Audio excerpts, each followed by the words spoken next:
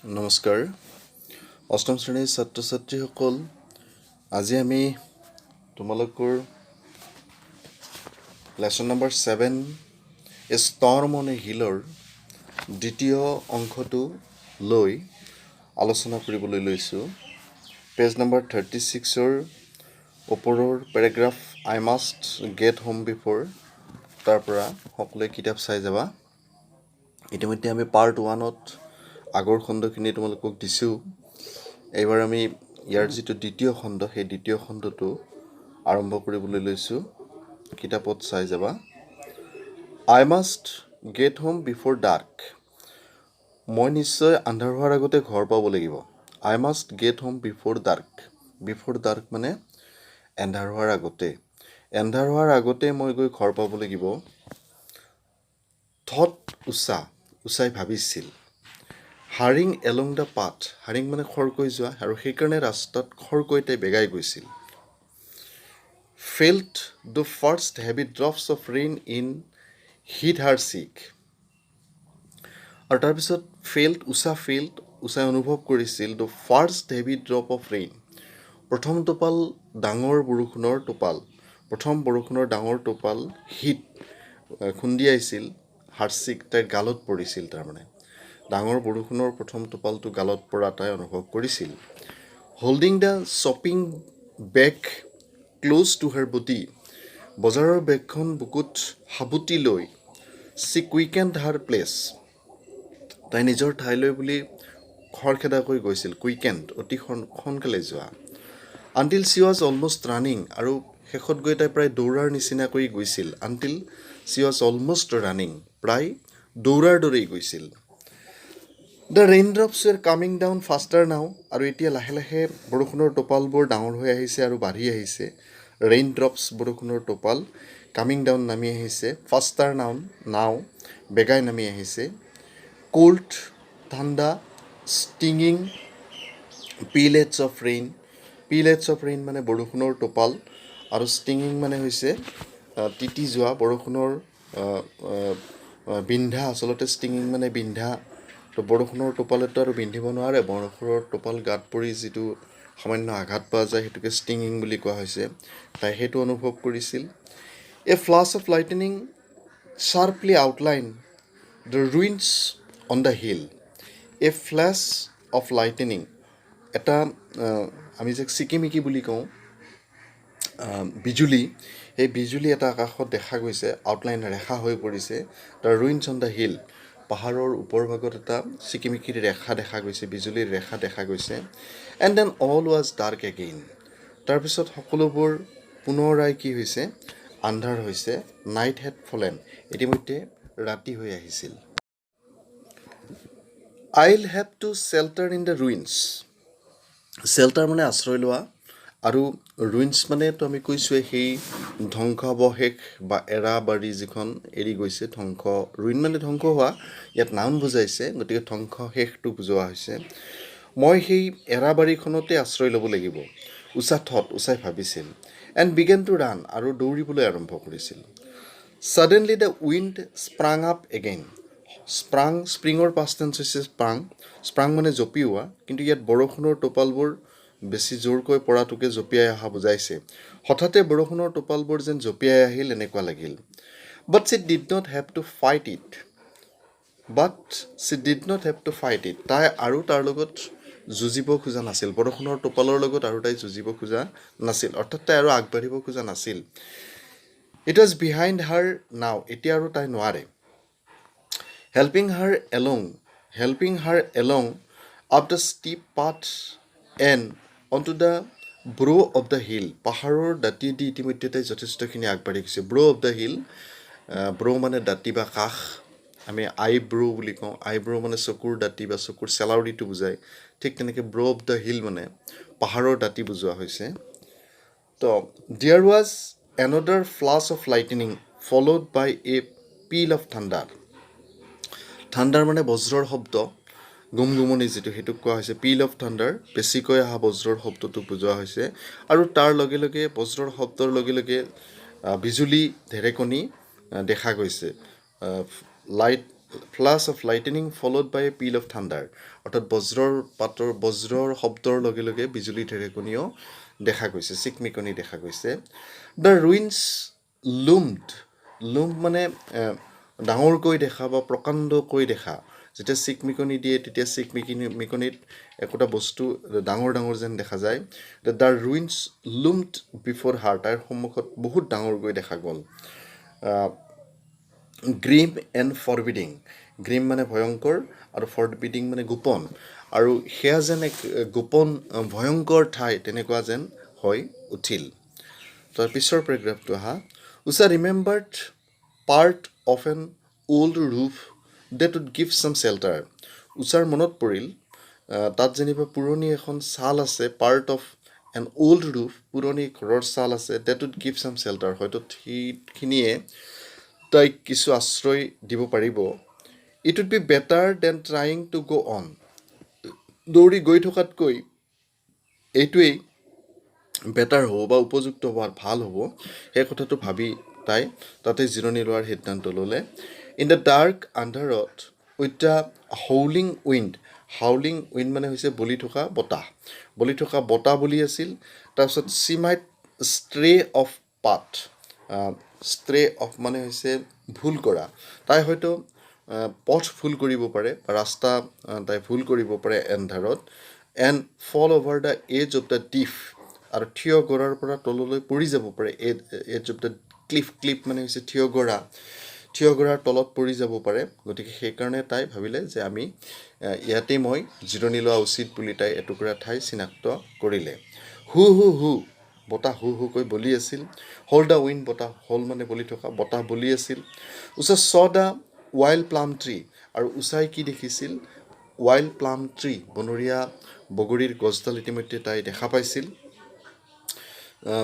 swaying its foliage threshing against the ground, foliage মানে হৈছে swaying মানে হৈছে লৰোৱা, গছডাল যেনিবা বতাহত লৰাই আছিল, বতাহত হালি জালি আছিল। আৰু ফলিয়েজ মানে হৈছে গছৰ ডালপাত, সেই ফলিয়েজ যিটো গছৰ ডালপাত, থ্ৰেছিং মানে হালি গৈ মাটিত চুই থকা বা মাটিত লাগি থকা, তো তেনেকৈ আছিল। এগেইনষ্ট দ্য গ্ৰাউণ্ড, যেনিবা গৈ মাটিত আছিল, লাগিছিল, হালি গৈ তেনেকুৱা লাগিছিল। She found her way into the ruins, আৰু গৈ তাই সেই ৰুইনছ টুকুৰালৈ যোৱা বা এৰা মানে ভগ্নাৱশেষ বা ধ্বংসাৱশেষ সেই ঠাই টুকুৰালৈ যোৱা বাটটো তাই ইতিমধ্যে কি কৰিছিল? বিচাৰি উলিয়াইছিল। Help by the constant flicker of lightning, এটাৰ পিছত এটাকৈ ইতিমধ্যে কনষ্টেণ্ট ফ্লিকাৰ অফ লাইটেনিং, বিজুলী ঢেৰেকনি আহি আছিল, চিকমিকনি আহি আছিল। Usha placed her hand against a stone, উষাই তাইৰ হাতখন এটা শিলত ধৰি খোপনি পুতি, ষ্ট'ন ৱাল, এখন শিলৰ বেৰৰ দৰে আছিল। এণ্ড মুভ ছাইডৱেজ, আৰু তাৰ কাষেৰে তাই আগবাঢ়িছিল। হোপিং, আশা কৰিছিল, টু ৰিচ দ্য শেল্টাৰ্ড কৰ্ণাৰ, তাই গৈ আশ্ৰয় ল'ব খোজা ঠাই টুকুৰাৰ কণটো বিচাৰি পাব বা কৰ্ণাৰটো বিচাৰি পাব বুলি তাই আশা কৰিছিল। ছাডেনলি, হঠাৎ কি হ'ল? হাৰ হেণ্ডছ টছড ছামথিং, তাৰ হাতখনে কিবা এটা স্পৰ্শ কৰিলে। ছাডেনলি হাৰ হেণ্ড টাচড ছামথিং, হঠাৎ কিবা এটা স্পৰ্শ কৰিলে। ছফ্ট এণ্ড ফিউৰি, এইটো কোমল আছিল আৰু নোমাল আছিল, নোম থকা, ফাৰি মানে হৈছে নোমাল। And she gave a startle cry, আৰু তাই হঠাতে এটা চক খোৱাৰ দৰে চিঞৰ দিলে। ষ্টাৰ্টল মানে হৈছে চক খোৱা চিঞৰ এটা মাৰিলে।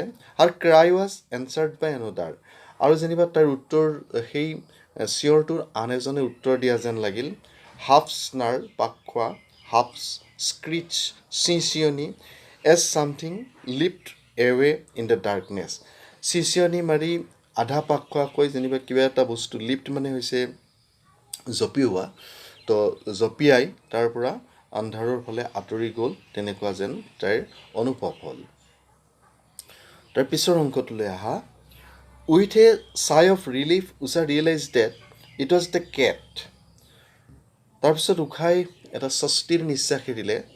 With a sigh of relief মানে হৈছে স্বস্তিৰ নিশ্বাস, এটা স্বস্তিৰ নিশ্বাস এৰিলে যেন তাই বুজি পালে, উষা ৰিয়েলাইজ, তাই বুজি পালে that it was the cat, এইটো আচলতে এটা মেকুৰী that lived in the ruins. ইয়াত প্ৰায়ে সেইটো দেখা যায়, এই ৰুইন্স বা ভগ্নাৱশেষ ঠাইটুকুৰাত প্ৰায়ে দেখা যায়.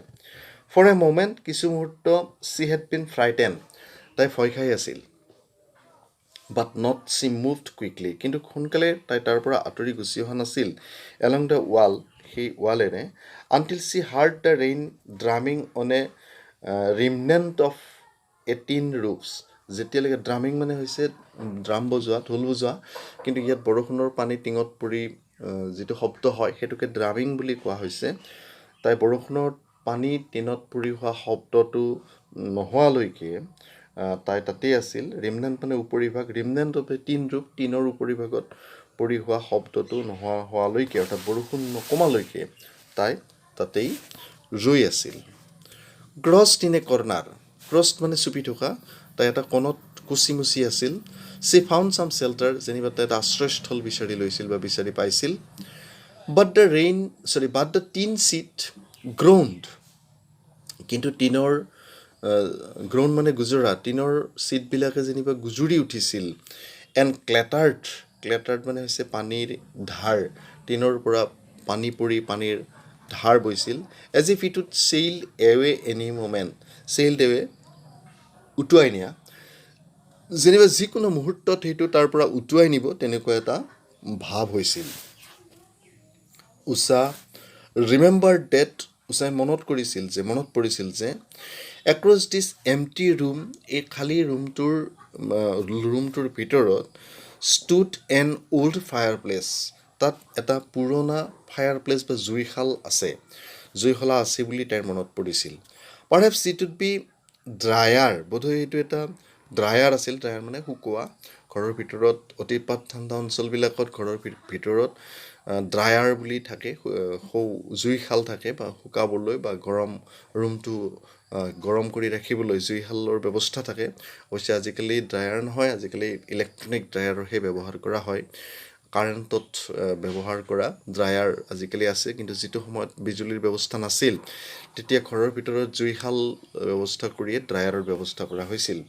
চি মাইট লুজ হাৰ ৱে অল টুগেডাৰ, হয়তো তাই একে সময়তে সকলোবোৰ পথ তাই ভুল কৰিব বা পথ হেৰুৱাব বুলি ভাবিছিল. আৰু ক্লথে চুৱেৰ চুক্ট, সেই সময়ত তাইৰ ইতিমধ্যে পোচাকখিনি সম্পূৰ্ণৰূপে তিতি গৈছিল. চুক মানে তিতা, ভিজি যোৱা. And water stream down from her hair, আৰু তাইৰ চুলিৰ পৰা পানী নিগৰি গৈছিল. ৱাটাৰ ষ্ট্ৰীম ডাউন মানে নিগৰি যোৱা, চুলিৰ পৰা পানী নিগৰি গৈছিল.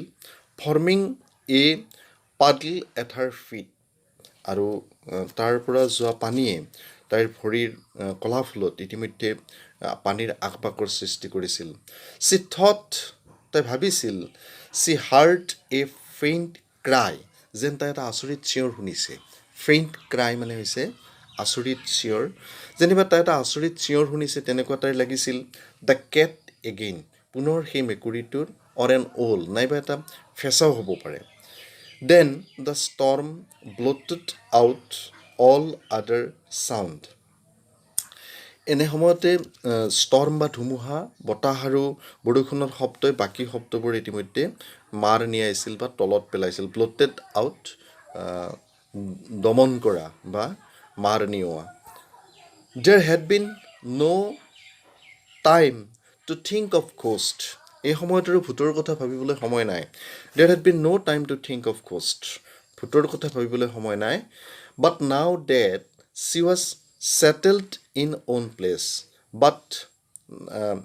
বাট now that she was settled in one place, এতিয়া তাই নিজৰ ঠাইত ছেটেল হৈছে.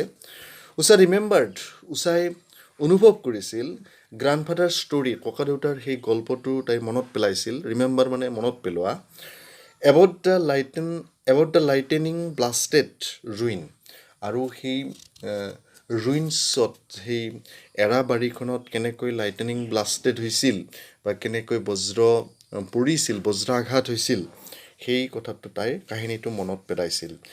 চি হোপড এণ্ড প্ৰেইড, সেই মুহূৰ্তত তাই আশা কৰিছিল, লগতে প্ৰাৰ্থনাও কৰিছিল, ডেট, যে লাইটেনিং উড নট ষ্ট্ৰাইক হাৰ, হয়তো সেই মুহূৰ্তত তাইক যাতে কোনো বজ্ৰই আঘাত নকৰে, সেই বিষয়লৈ তাই কি কৰিছিল, প্ৰাৰ্থনাও কৰিছিল আৰু তাই আশাও কৰিছিল নকৰে বুলি। থাণ্ডাৰ বুমড, এনেতে বজ্ৰৰ গুমগুমনি শুনা গ'ল অভাৰ দ্য হিল, গোটেই পাহাৰখনত। এণ্ড দ্য লাইটেনিং কেম কুইকাৰ নাও, এতিয়া ক্ৰমান্বয়ে বিজুলীৰ যি পোহৰ সেইটো সঘনাই হ'বলৈ আৰম্ভ কৰিছে, কুইকাৰ নাও। দেন তাৰপিছত দেৰ ইজ এ বিগাৰ ফ্লাছ, এটা ডাঙৰ চিকমিকনি দেখা গ'ল, ডাঙৰ ফ্লাছ দেখা গ'ল।